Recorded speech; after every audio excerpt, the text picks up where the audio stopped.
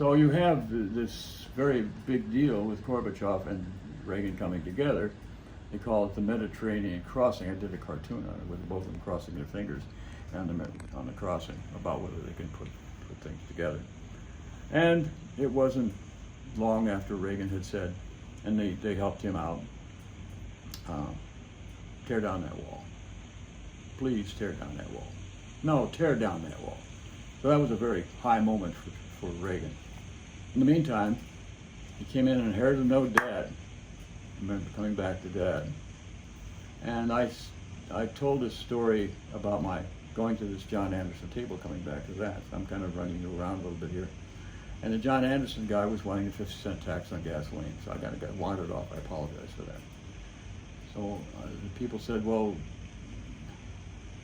Reagan wrecked California. He took the schools and from second in the country to 18, wrecked the tax rates, all that.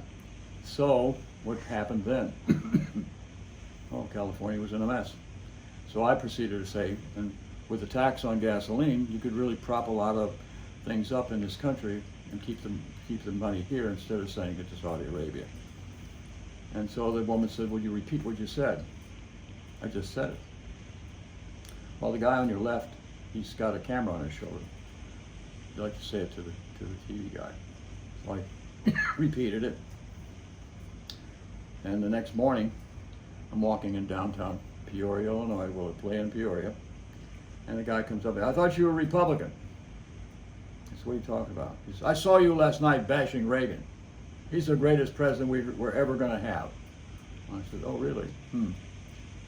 So somebody who says government's a problem, not a solution, it doesn't mean it when they say get rid of government, because that's what that is, getting rid of government. When you say that, that's what you mean. You can't interpret it any other way. Keep the problem, don't do anything about the problem, get rid of it." So what happened? I had said something. I said he'll leave us in massive debt. When he left office after 8 years, he inherited no debt and $3 trillion in debt. By taking the tax off of the wealthy and dumping everything back on everybody else, we were in the hole in the space of 8 years. $3 trillion, from nothing to $3 trillion. Actually makes it somewhat worse than what George Bush Jr. did when he put us from $4 trillion into a debt of 12 to 14 trillion in the Great Recession that Obama had to clean up. But that's the problem. You tax the rich to run the government, and the money of that. They know how. Buffett said, "Tax me what you want, I'll always make money." Money makes money. People who know what they're doing with money, they make more money. And that's not what you have, it's what you keep. And the wealthy always keep their money. The poor never keep theirs. So you run the people out of money who have no money, you have no revenue for the government anyway. It's a foolish thing to say, tax everybody equally. There's no way to do that. Some factors of 1% or so have 2/3 of all the money. How are you going to tax the 1/3 effectively and get any money out of them to run anything? So, think that corporations can do it better. Corporations do it better when the government plans it. The interstate highway system was built on a high tax rate of 91%. Interstate highway system. The GI Bill, putting people in their homes, mortgages and all that coming from the war, paid for by 91% tax. 91% under Republicans and Democrats.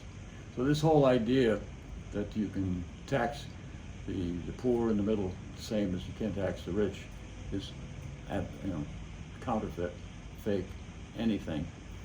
But so you are what you do in life. Your leadership does what it does.